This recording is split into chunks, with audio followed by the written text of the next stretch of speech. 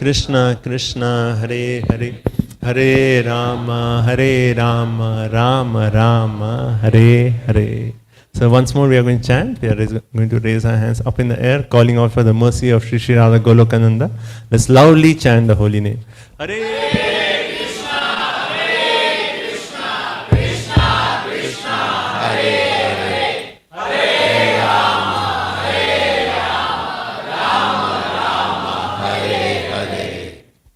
Hare Krishna. So we'll have more announcements about our very exciting upcoming festivals.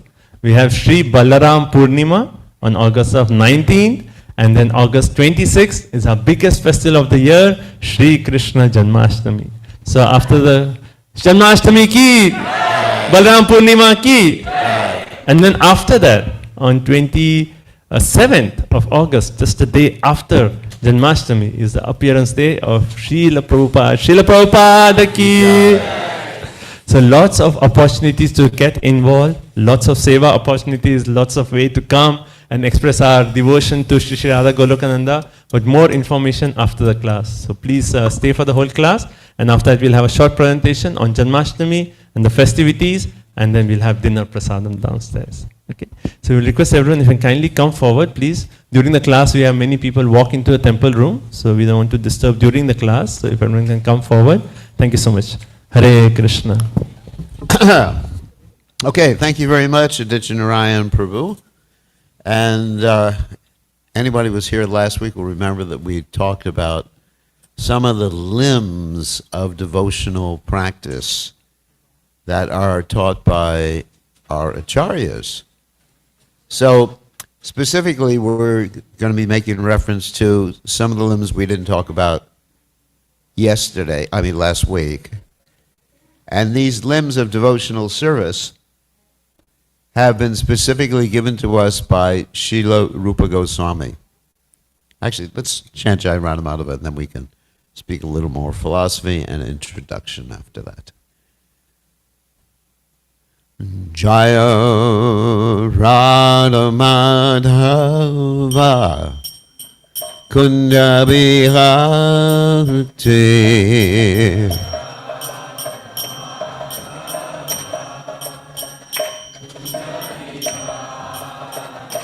Jaya Radha Madhava Kunda Biharte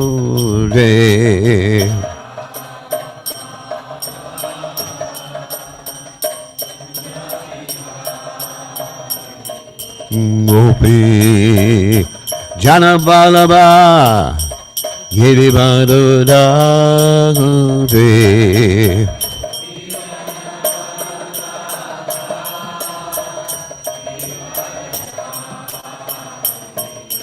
Gopi Janabalaba Giribadodade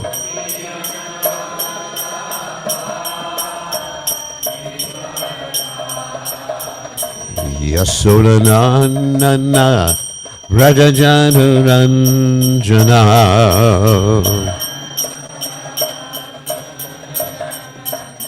Yasodananda Rajajanuranjana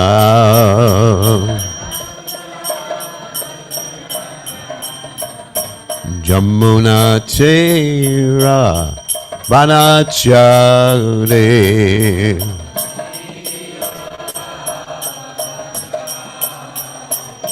Yamuna Tera Manachate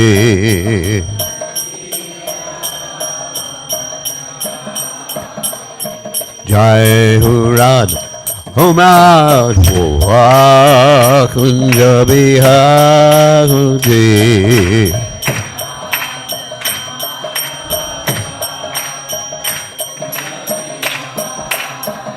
Jai Radho Madhova Kunja Bihari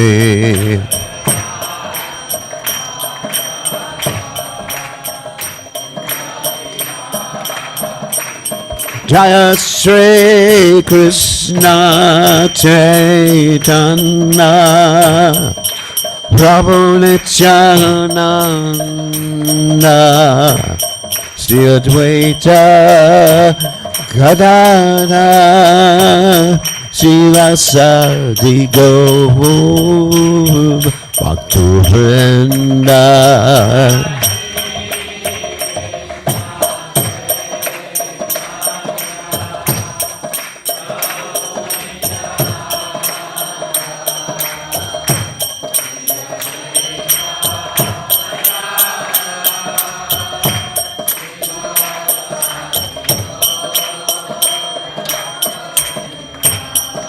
Jaya Sri Krishna Chaitanya Prabhu Nityananda Sri Advaita Gadadha Srivasadi Gaur Bhakta Vrinda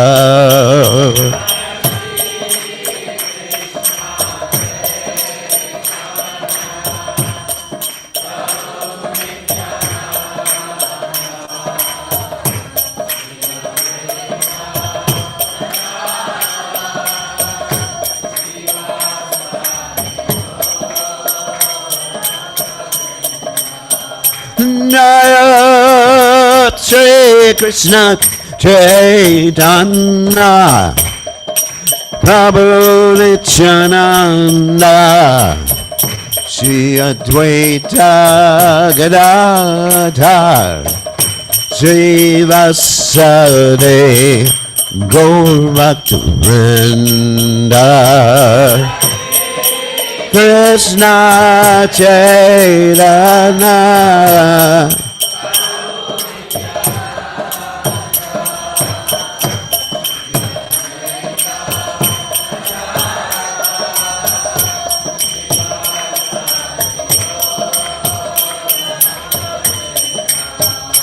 Jaya Sri Krishna Chaitanya Prabhu Nityananda Sri Advaita Gadadha Srivasadi Gaur Bhakta Vrinda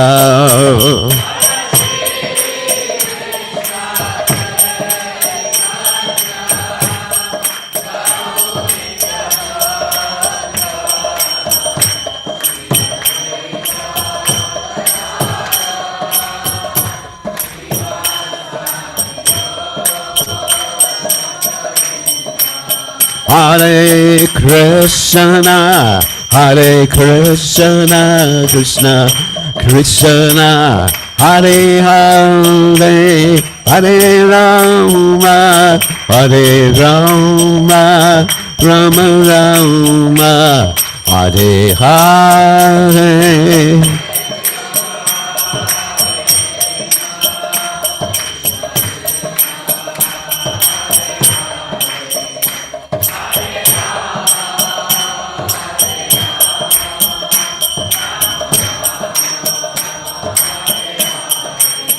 Hare Krishna, Hare Krishna, Krishna Krishna, Hare Hare, Hare Rama, Hare Rama, Rama Rama, Hare Hare.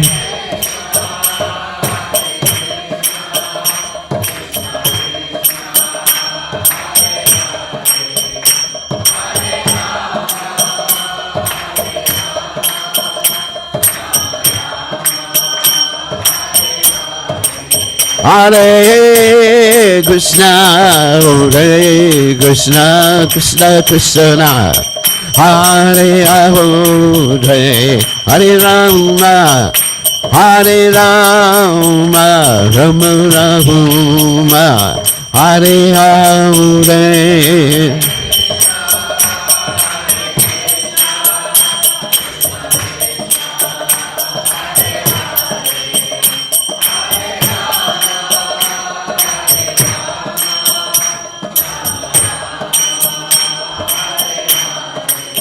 Haribo, Hachibo, Haribo, Haribo.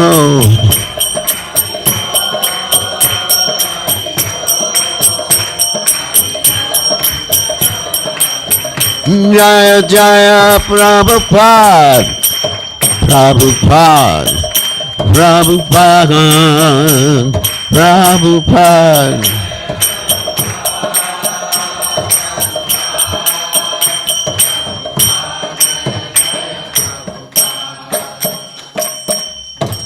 Jai Om Vishnupad Paramahansa Parvatakacharya Osuteta Satashi Shimad.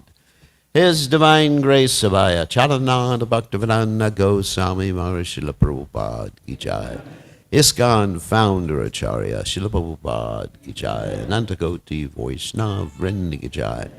Namacharya Srila Haridas Thakur Ki Jai. Prem Se Kaho Shri Krishna Chaitanya Prabhu Nityananda Shidwaita Gadada Shivasati Gaur Bhaktivinoda Ki Jai Shri Shri Radha Krishna Gopikapanath Shyamakunda Radhakunda Giri Govardhan Ki Jai Vrindavanam Ki Jai Machuranam Ki Jai Jagadada Sami Ki Jai Madhumai Ki Jai Shrimati Lasi Devi Ki Jai Samveda Bhaktivinoda Ki Jai Gaur Premananda Hari Hari Bol. All glory is the assembled devotees, all glory is the assembled devotees, all glory is the assembled devotees, all glory is to Shri Guru and Gauranga Srila Prabhupada Ki Jai Namah Vishnu Padaya Krishna Pastaya Budale Srimati Bhaktivedanta Swami Namani Namaste Saraswati Devi Gauravani Pacharni Nivashesha Shunyavadi Paschatya Deja Tarni Om Ganati Miranda Shah Gananjana Shlakaya Chakshudan Meditam Yena Tasmai Shri Gurave Namaha. I offer my obeisances at the lotus feet of my spiritual masters, Divine Grace A.C. Bhaktivedanta Swami Srila Prabhupada, who kindly opened my eyes with the torchlight of knowledge while I was blinded in the darkness of ignorance. So today we're going to continue with the discussion we started last week about the different items of practice in devotional service. And these different items of practice are given to us, and were given to us, by Srila Rupa Goswami. Now, Lord Chaitanya Mahaprabhu's initial, let's say, descendants, disciplic descendants, are called the 6 Goswamis of Vrindavan. And amongst them, 3 are dealing with the different aspects of devotional service. And we spoke a little bit about this last week. They have Sanatana Goswami dealing with Sambandha Gyan. That means knowing who God is, knowing who we are, knowing what the material energy is. That's where we are now. Of course, this is simple. And knowing about the spiritual energy and their relationships between them. So that's Sambandha, called Sambandha Gyan. And there's Abhideya, dealing with the process of connecting to the Lord and realizing one's identity as a servant of the Lord. And then there's Prayojana, which is basically perfection, like that. And so, Sanatana Goswami is the Acharya of Sambandha, Rupa Goswami is Abhideya, and Raghunath Das Goswami is Prayojana. So in the category of Abhideya, there is practice, and then there is spontaneous practice, then there is ecstasies, and then finally you got pure love of God, which actually goes to the Prayojana category. So Rupa Goswami teaches about all these different aspects. So let's talk about practice right now, because practice has 2 aspects, which we just mentioned, which is practice according to rules and regulations. In other words, I should do this because this way I'll achieve my goal. That's the first aspect of practice. The second aspect is called Raganuga Bhakti, in which Raganuga sadhana, basically, if you want to get really specific about it, which means I'm practicing, but I'd really like to do it. And in addition, I am getting a glimpse of who I am in the spiritual world and who am I going to follow in the footsteps of in the spiritual world. Because each and every one of us has a spiritual identity. Notice I said has. Not had, will have. Has a spiritual identity which we have forgotten. So by the process of bhakti, you gradually, it's like the sun coming up in the morning, the one gradually starts to see, let's say, different outlines and a little black and white, then color, and then you can finally identify everything that's there. So it's like, Krishna gives that example in the Gita. It was like the sun coming up in the morning. So, therefore, that's a higher stage of devotional service and practice, which we're not going to be talking about right now. We're not going to, I mean, we mentioned it, but we're not really going to get into detail about it. So these 64 limbs of devotional service and practice are principles. In other words, things that we should really be doing. But how to do them, that requires some specific application. What do I mean by that? There's details and principles. Principles are like, let's give an example. Chanting Hare Krishna is a principle. Okay? But exactly how many rounds you chant, that's a detail. Or whether you're going to be sitting down chanting all your rounds or walking around chanting all your rounds or closing your eyes half and looking at the tip of your nose. We don't recommend that. Actually, Prabhupada said that the reason the yogis close their eyes half and look at the tip of their nose is because if they close their eyes all the way, they go to sleep. And if they open their eyes all the way, Maya. So you look at the tip of the nose, you're not going to really fall into Maya just looking at the tip of your nose. Nothing too interesting there. So anyway, so that's what I mean by details. Now, of course, in the Krishna Conscious Society, generally it is recommended to chant 16 rounds, especially for those taking initiation. That is a fact. However, for those who haven't taken initiation, the spiritual master, before they take initiation, of course, the spiritual master may say, okay, you just try to chant 8 rounds every day, or 4 rounds. I was just listening to a class that Prabhupada was giving. He said, just chant at least 1 round. Actually, Narayan Prabhu just said the same thing. Everyone should chant just 1 round a day. So these are details according to time, place, and circumstance. And just like one's practical service for the Lord, someone will be given the service of doing archana. So, that means the deity worship. Someone will be given the service of preaching Bhagavatam. Someone will be given the service of cleaning the temple. And incidentally, all those services are equal in Krishna's eyes, as long as you have devotion while you're doing them. As Rupa Goswami states in the Nectar Devotion, which is the Bhakti Rasamrita Sindhu, the original name, Anyabi Lashita Shunyam Jnana Karmana Avritam Anukuyena Krishnanushilanam Bhakti Uttamam. That devotional service is actually described in terms of your bhakti, how much devotion, or whether you have devotion when you're doing your service, doing what Krishna wants, right? Being active at it, and also jnana karma navritam, not being detached from this material world. Of course, the quality of being detached from the material world is not a prerequisite to take up Krishna consciousness. It's not that you have to be detached or even knowledgeable. These things are not necessary in order to be Krishna conscious. In fact, when one takes up Krishna consciousness, Vasudevi Bhagavati Bhakti Yoga Prayojita Janayati Asu Vairagyam Yanam Chayada Haitakam. This naturally arises. How does one naturally become detached from this world? Because one is raso vajram rasop yourself param dvarshtani vartate. One is having a higher taste. That's how you become detached.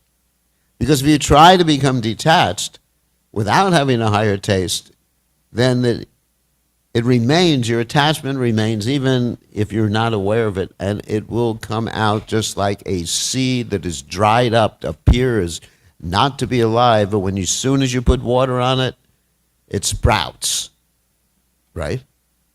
So artificial renunciation is not recommended. But one gets truly renounced from this world, not in a terrifying way, like generally we think about renunciation, sleeping on a bed of nails or something like that. That's terrifying.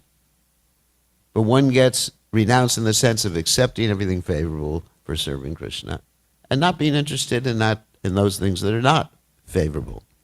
And that sort of renunciation is explained by the word nirapeksha. Nirapeksha means a disinterest. Not that you are getting angry at the things that you were attached to or are attached to and have a negative attitude towards them. I'll tell you a story that Prabhupada told. It's an interesting story. I'm sure some of you have heard the story. That once upon a time, there were two sannyasis who were walking down the road chanting their japa. And as they were walking down the road chanting their japa, they came to a stream. And there was a lady who needs some help crossing the stream. So one of the disciples or sannyasis decided to give the ladies a little bit of help. Sometimes the story is he carried her or whatever. But anyway, he helped her cross the stream. And the other sannyasi was shocked. Oh my God. What has he done? Oh my God. He's a Dari sannyasi. Anyway, so they were walking after this. Of course, they didn't take the lady with them, fortunately. So they were walking. And the sannyasi who had not taken the lady or helped the lady, he was grumbling the whole time. Oh, I can't understand why he did that. You ever have that experience where you get really angry with someone? You can't stand that person anymore. So he was doing that. He was speaking under his breath. And then the second sannyasi would carry the lady said, "What are you grumbling about?" And the first sannyasi said, "I saw you carry that lady." And the sannyasi who would carry the lady said, "Yeah, I carried the lady, but I just carried her across the river, and you've carried her for, 10 miles or yojana, whatever it was." So, there's an example of healthy detachment. One just does his duty. And another one is just like unhealthy detachment, where one has a negative attitude towards things. And of course, we're supposed to be engaged in yukta vairagya in the Krishna conscious movement, which means we understand that, what is that? A mala, okay. Thank you. Did you make that? Thank you. Made with love and devotion. We understand that Ishavashamidam Savam Yatkancha Jagdam Jagat Tena Jagdena Bunjara Magadhakasasvidanam. Everything belongs to Krishna. And Yukta Vairagya means we use things in Krishna's service. Like Prabhupada was very expert in that. He came to America and he saw a lot of things that most Vaishnavas would reject. Those things are us. Anyway.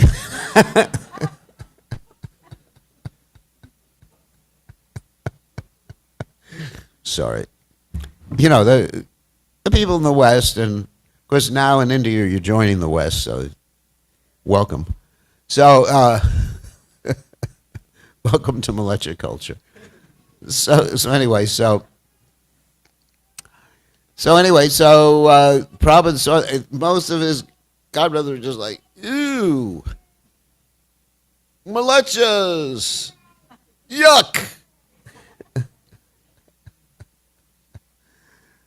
Not understanding, Prabhupada was able to engage the hippies then turn them into happies. Not understanding that we're not the body. And the same thing happened with, let's say, Narottama Das Thakur, who was born in a so-called like Shudra family, Kayasta family, and people didn't understand he was a great devotee of the Lord. Many people, okay, they didn't understand. Later on they were convinced because of the external birth circumstances. But Prabhupada, he understood how to utilize everything in Krishna's service, and he engaged us all, and therefore we are here today because of that. So, anyway, so that's the point about devotional service. That if one engages in devotional service, chanting the holy names and following the principles we're going to list here, and also takes advice from the spiritual master and other sadhus as to how to apply these particular principles, one will make advancement in devotional service and eventually realize their spiritual nature. So, last week we did, I'm going to just go quickly, accepting the shelter of the lotus feet of a bona fide spiritual master, becoming initiated by him, obeying the orders of the spiritual master with faith and devotion. We only did 7 last week. Following the footsteps of the great acharyas under the direction of the spiritual master, inquiring from the spiritual master how to advance in Krishna consciousness. See how many of these are dependent upon the application. Because you can read the Vedic literatures till the cows come home. Even you won't understand the philosophy, you won't understand the conclusion of the Vedic literatures if you just read the Vedic literatures. As mentioned, Tarko Pratishta Shutina Vivina. The Mahabharata states this. Tarko Pratishta Shutina Navina. You will not understand the absolute truth, what to speak of applying or practicing the absolute truth by logic and reasoning. That's Tarka. Pratisha Shutina Vivina, nor by studying the Vedic literatures, because the Vedic literatures are so variegated. Most of the Vedic literatures are dealing with the modes of nature. Tragunya Vishya Veda Nis Tragunya Pavarjana. Nirdvanbo Nitvastatvasto. Niryoga Kshema Atmavan. This is from Gita, where Krishna says that Vedas mainly deal with the 3 modes of material nature. So simply studying the Vedic literatures, you're not going to understand the goal. You're not going to understand how to proceed towards the goal. You're not going to understand how to practice devotional service unless you take guidance from superior authority. I mean, just like Arjuna in the Bhagavad Gita, he was quoting the Vedas to try to get out of doing his duty, right? He said, if we kill all these soldiers, the ladies will not be protected, and there'll be unwanted progeny, and et cetera, like that. Sin will overcome us. And, these definitely are true statements from the Vedic literatures, but we have to understand the statements in the Vedic literatures come in a particular context. Everything is contextual. And different, as I often say, different shloks for different folks. That's a good one. So, in other words, different injunctions apply to different people, different circumstances. Therefore, you see these first instructions all involve approaching a superior personality, taking initiation, getting instruction on how to advance in Krishna consciousness, and then, of course, being prepared to give up anything material for the satisfaction of the Lord. And this is the last one we talked about last week. Residing in a sacred place of pilgrimage like Dwarka or Vrindavan. These are very important principles. And of course, that doesn't mean, and I'm really reiterating what I said last week, that everyone has to move to Dwarka or Vrindavan. Because if you chant the holy names, you read Prabhupada's books, you follow the practices of Krishna consciousness, you have a little deity in your house, or big deity, as the case may be, then your home is as good as Vrindavan. Remember that. By chanting the holy name, the interesting thing is that chanting the holy name is more powerful than all the pilgrimage places put together. Hare Krishna, Krishna Krishna, Hare Hare, Hare Rama, Rama Rama, Hare Hare. Wow. And so you can bring all the pilgrimage places with you wherever you go. That's one of the things that impressed me when I was coming to Krishna consciousness, that I could always bring my best friend with me all the time. Wouldn't it be nice to have your good friend, your best friend with you all the time? Well, every time you go, Krishna, Bhaktaram Jakatapasam Sarva Maheshwaram, Suridam Sarvabhutanam Getwamam Shantak, Sukrishna Surit. Right? He's your well-wisher. He's your loving friend, heart friend. Surit, good heart. So every time. So that's really reassuring that whatever else is going on in the world, you just go Krishna. And he's there. And you can talk to him. One of the processes of devotional service is Vandanam. Means prayers. Of course, generally people think reciting prayers of notable personalities, which is true, great devotees. But you can make your own prayers. You can talk. You can go to the deities. You can talk to Radhagolokananda. When I first came to the movement, we used to have a ceremony, this is in Boston years ago, that every week the devotees would have a kirtan, and individually each devotee would go to the deities and explain to the deities what they had done that week and what they were thinking of and what their needs were and what their questions were, all those things. They had personal relationship. So Krishna consciousness is personalism. You have a personal relationship with the holy name, a personal relationship with the deities, a personal relationship with every aspect of Krishna consciousness, with the devotees. It's very personal. It's really sweet. Madhuram, Madhuram, right? Krishna's the emperor of sweetness. So if you remember this, that it's a heart connection, bhakti yoga, then everything becomes easy in Krishna consciousness. So anyway, so if you're remembering that, wherever you are is a holy place. Next one, which appears to be a little frightening for people, accepting only what is necessary or dealing with the material world only as far as necessary. Oh my God. Does that mean I have to give up my Tesla?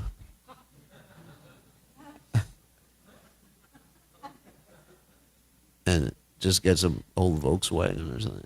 No. No. It means basically the same principle, Yukta Vairagya, using everything in Krishna's service and not using it for anything that will take you away from Krishna.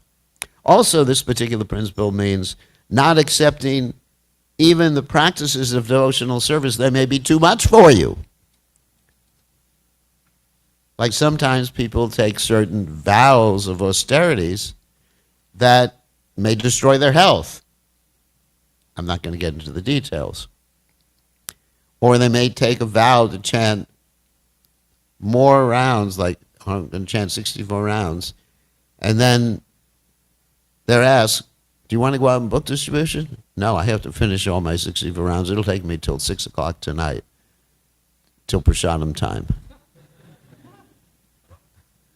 So one has to establish, this principle also indicates that one has to establish one's priorities. And the highest priority are the priorities established by the spiritual master, like Srila Prabhupada has established priorities. And of course the first priority, well, Prabhupada's actually said the first priority is take care of your health. That may appear to be mundane, but without good health, how can you execute Krishna consciousness? In fact, Bhaktivinoda Thakur talks about this in his Shikshamrita, Chaitanya Shikshamrita. He says that we have these material needs, we have to take care of them in order to be able to be steady in devotional service. So prioritize things, your health, your sadhana, and then your service and bringing other people to Krishna consciousness. I mean, it depends on your specific, this is again the details. as I mentioned in the beginning of the class, there's the principles and the details. So we need to consult with the other devotees. What is practical for me in devotional service?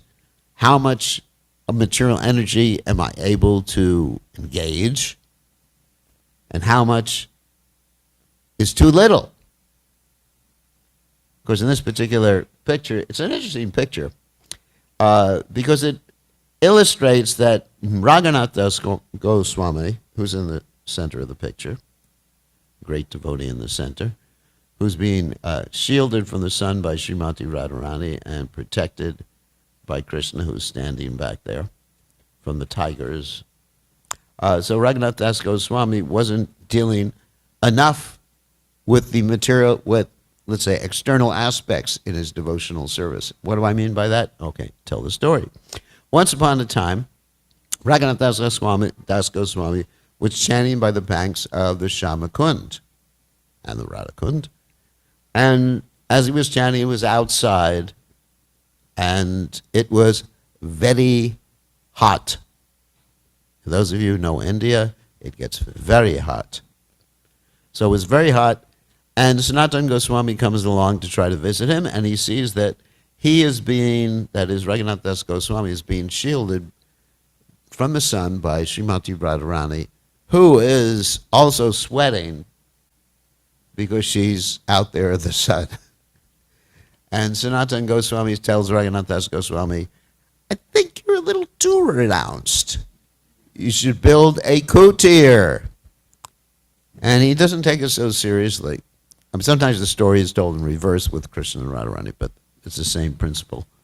So he doesn't take it seriously. Please come in. The door has to remain closed or else it gets really hot in here. This room.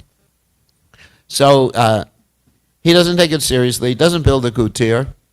And then what happens is shortly thereafter, he's out chanting again, and I guess it's not that hot that day. But there's tigers around who are drinking from the Radhakund and Shaimakund. And tigers are a little dangerous, to say the least. And so then he notices that Krishna is there with a stick. And Krishna is not crying. And Krishna is protecting Raghunath Das Goswami. And so the Raghunath Das Goswami at that point is really chastised by Sanatana Goswami and told, you got to build a kutir. So finally he builds a kutir. So Raghunath Das Goswami was renounced, but that was too much renunciation. Because we're not supposed to take service from Krishna. If I say I'm just going to sit here, I'm not going to make any endeavor for my prasadam. If it comes, it comes. And if it doesn't, and that may be a very high stage of sannyas, which I'm not at right now. That's called Paramahamsa. Anyway, we're more on the Madhukari stage. We go to different houses and ask for different rotis. Or at least pizza. So anyway,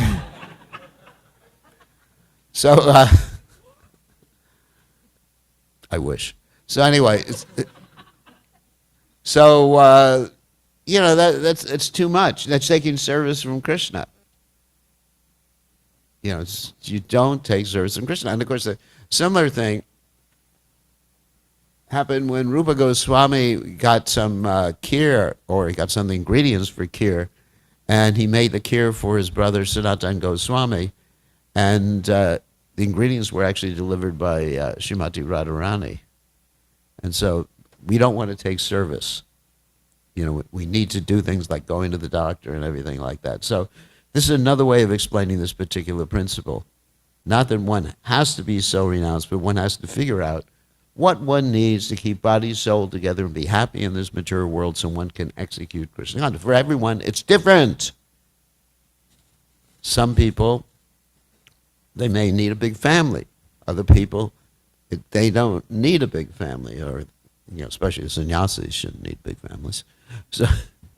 So everybody has different needs, and that can also be ascertained, again, by the association Guru Shastra Sadhu, especially the sadhus and the gurus, who can advise us in Krishna consciousness. Very important principle. Not accepting too much, not accepting too little. Not eating too much, not eating too little, not sleeping too much, not sleeping too little. Moderation. Here's a big one that's really important.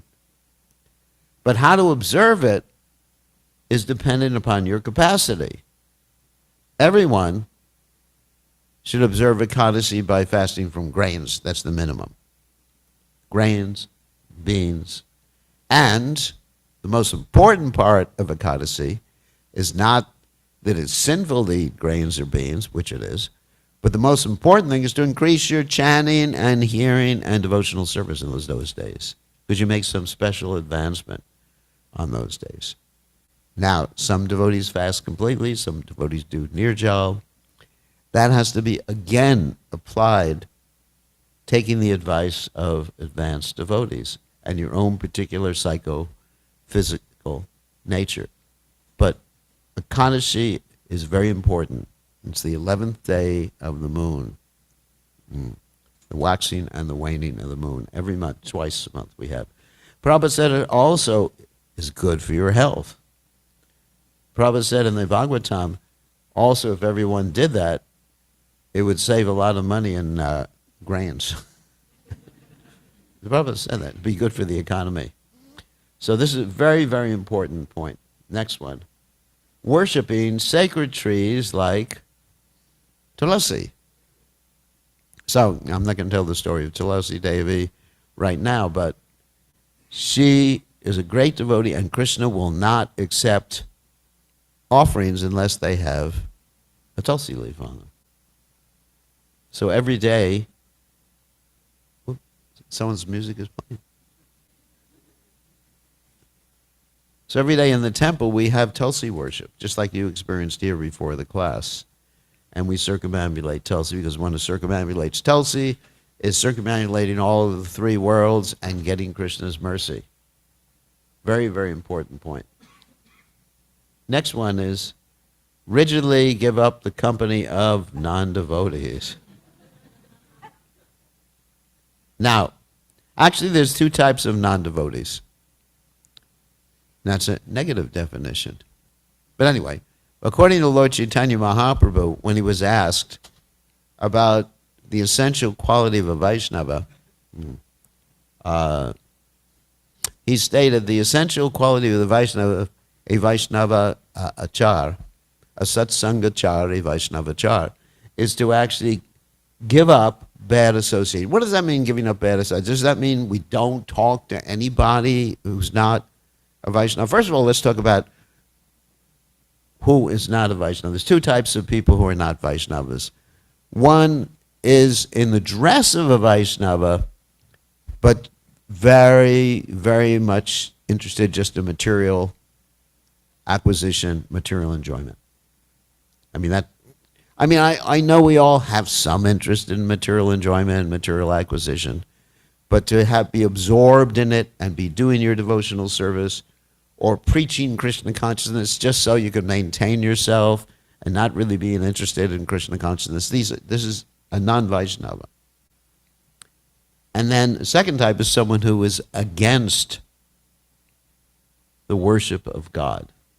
Atheist, agnostic, namam duskritina muda prapajante naradama mayaya parita jnana masuram bhavamashruta. Krishna says, he describes these different types of people who are not Krishna conscious. Namam duskritina mudha. Those who are simply just absorbed all day long and acquiring things and working. Because muda means like an ass. Those who are lowest of mankind, those who are just like overcome by a sense of knowing everything, or those who are completely against the supremacy of the Supreme Lord. Those are non-devotees. So how does one do that in the world and still function? The point is, the intimate relationships would always be, or should always be, with those who are Vaishnavas. But we can have official relationships or even friendly relationships with others. So we have to be practical in this world. So, but as far as dadati pratigranati guyamakyati prichate, the loving exchanges, they should generally be with those who are Krishna conscious. That's all. But not that we should act fanatically. Next one is, one should not instruct a person who is not desirous of accepting devotional service. That makes a lot of sense, doesn't it? Because if you instruct a person who is not desirous of hearing about Krishna, that person may commit offenses. Next one is, one should not be very enthusiastic about constructing costly temples. Interesting. What does that mean?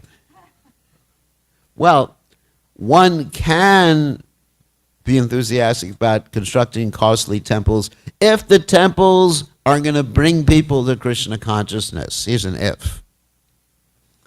If you are constructing a temple just to for your own aggrandizement, just like a businessman may be constructing a big house or something like that, that's the point.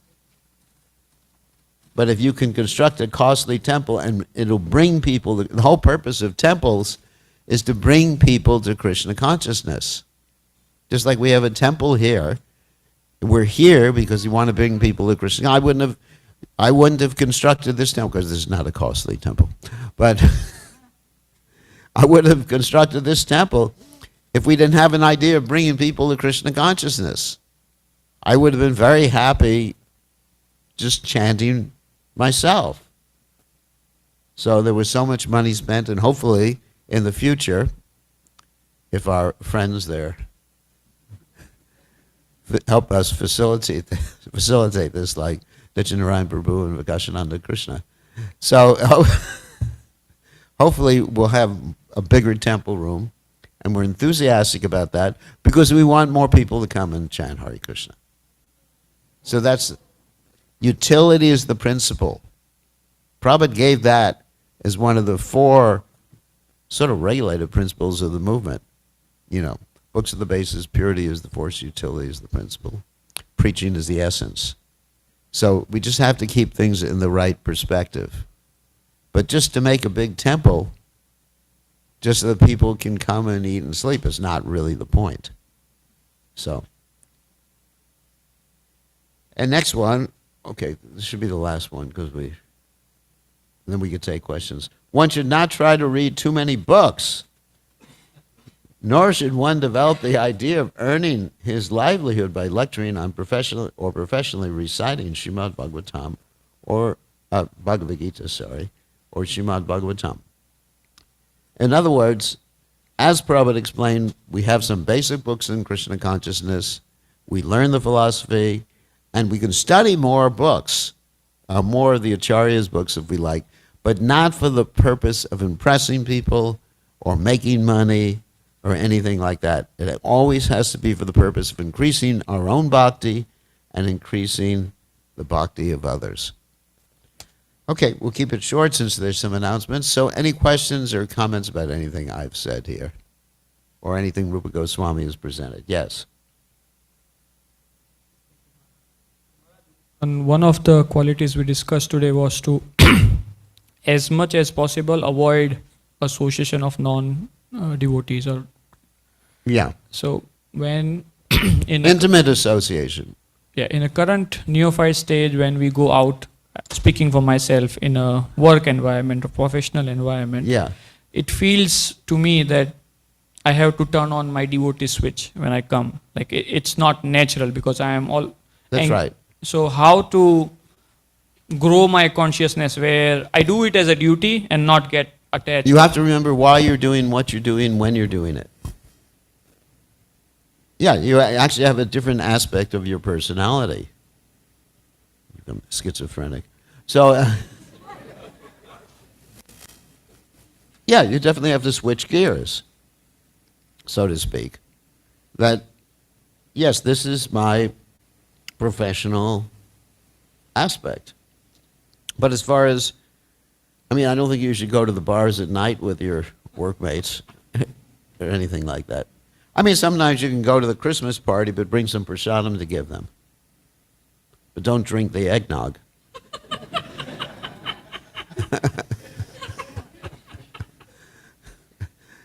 You understand?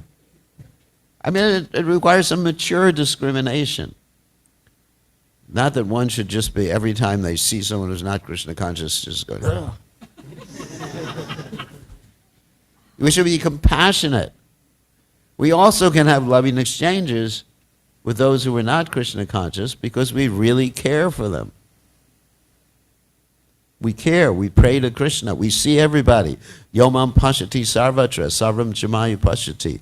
Dashaham na pranashami, sachame na pranashati, as Krishna says in Gita 6:30. One should see Krishna everywhere and see everything in Krishna.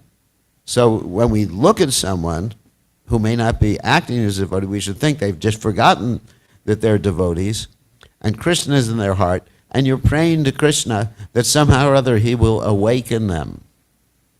Or you can be an instrument in helping to awaken them.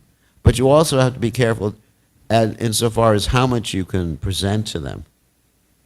Usually, in a professional setting, and I do have to go out and do different things. I don't have to work a job, obviously. This is my job. So usually in a professional setting, if I'm in a setting like that, I will wait until someone asks a question. You know, someone says, oh, what are those things around your neck? And I explain, you know, what is... And, you know, when I'm traveling, people ask all the time, you know, what is this thing hanging off the back of your head? And I explain what it is. So, and then if someone's interested, they'll inquire further. But you have to be really careful not to be too pushy in presenting Krishna consciousness. Of course, those who are going out in book distribution, they have to be a little bit more enthusiastic than that.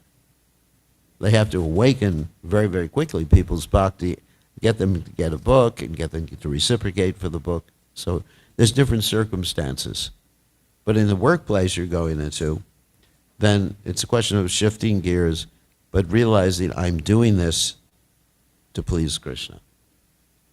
What you're doing, what you do, how you're doing it, where you're doing it, purpose of what you're doing, have to always be in the back of your mind. So, yes. Hare Krishna, Gurudev. As an add-on to that question, but more of a student perspective to it, semester starting tomorrow, but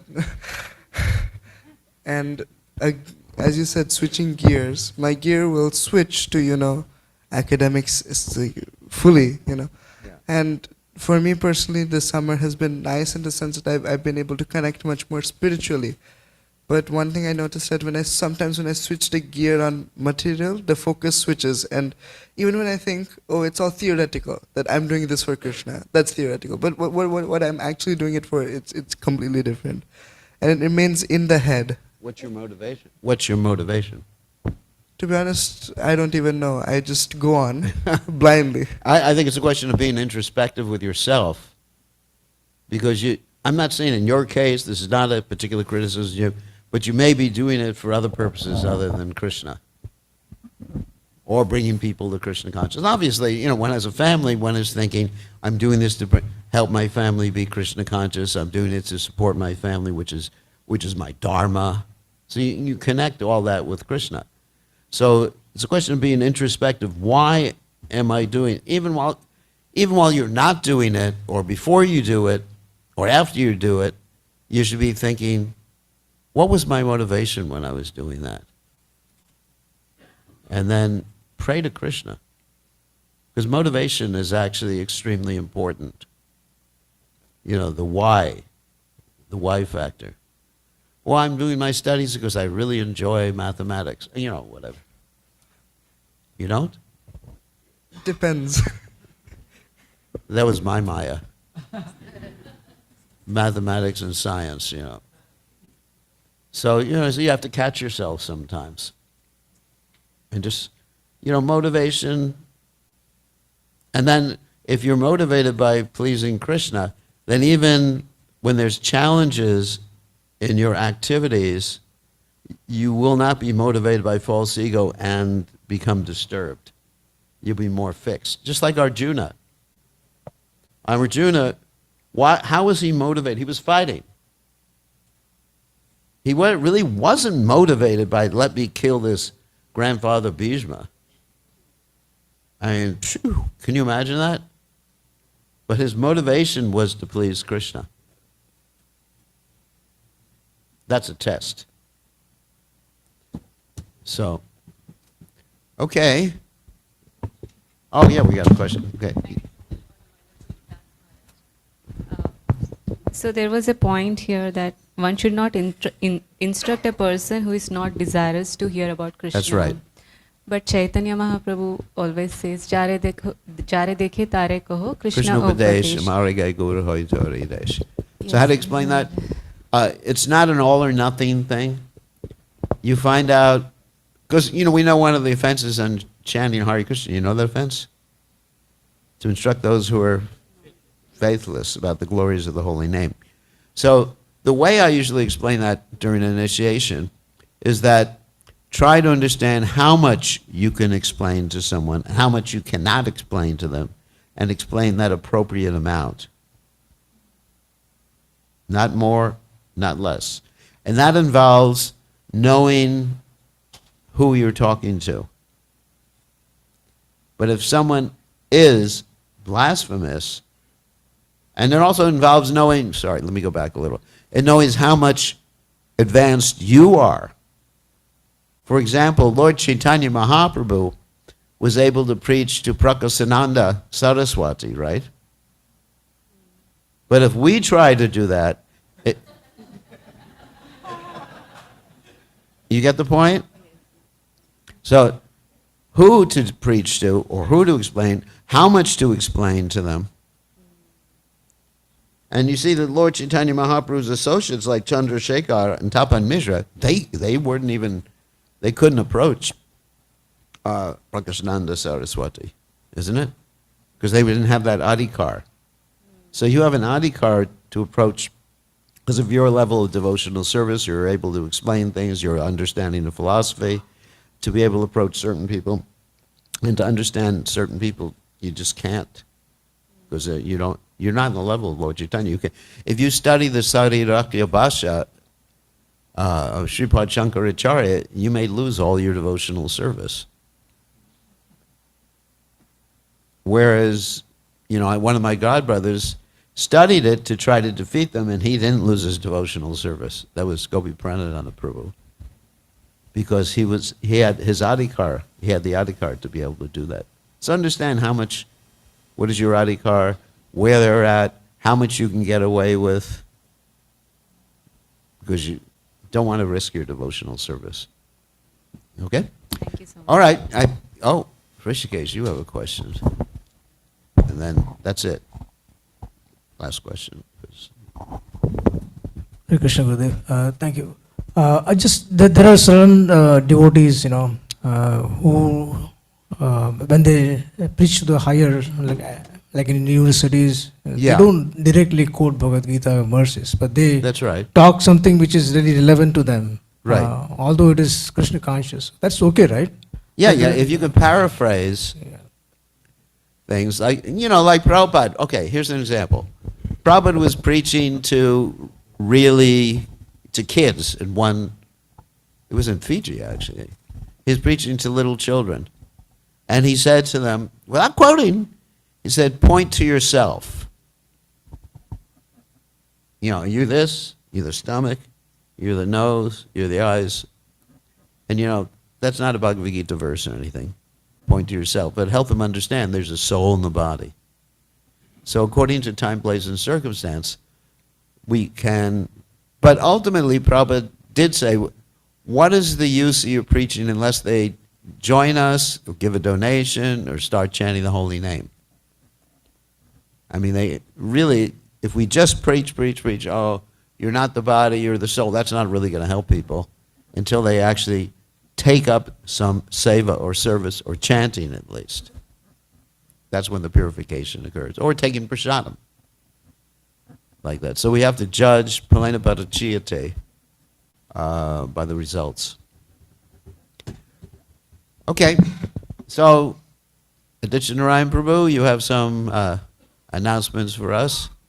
All glorious to His Divine Grace, Srila Prabhupada ki jai, Srila Rupa Goswami ki jai. And if you're interested in reading Rupa Goswami's book from which this class was taken, it's called The Nectar Devotional Bhakti Rasamrita Sindhu, and I'm sure Aditya Narayan Prabhu has some copies, or there's some copies down there in the store.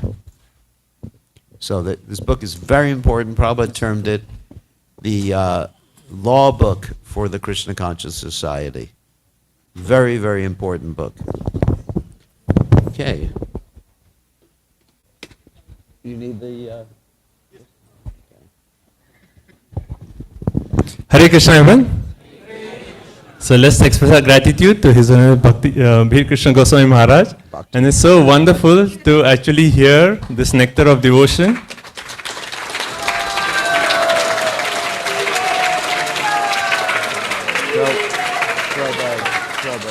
Especially for Janmashtami, we can actually meditate on these points and see how we can actually bring these points into our life as a practical aspect of sadhana. Like Maharaj mentioned, worshipping Tulsi as one of the points, observing Ekadashi. So this Janmashtami, we can take a vow that, okay, few of these points we want to make it as a part of our daily life. Right? So thank you so much, Maharaj. Maharaj is preparing the perfect mood to actually welcome Shri Krishna Janmashtami. His Holiness Bir Krishna Goswami Maharaj ki. So everyone, we request your attention for next 10 minutes before we go down for prasadam, because we're going to talk about a few important announcements and Janmashtami. So we'll start with Vikasan Prabhu has some announcements.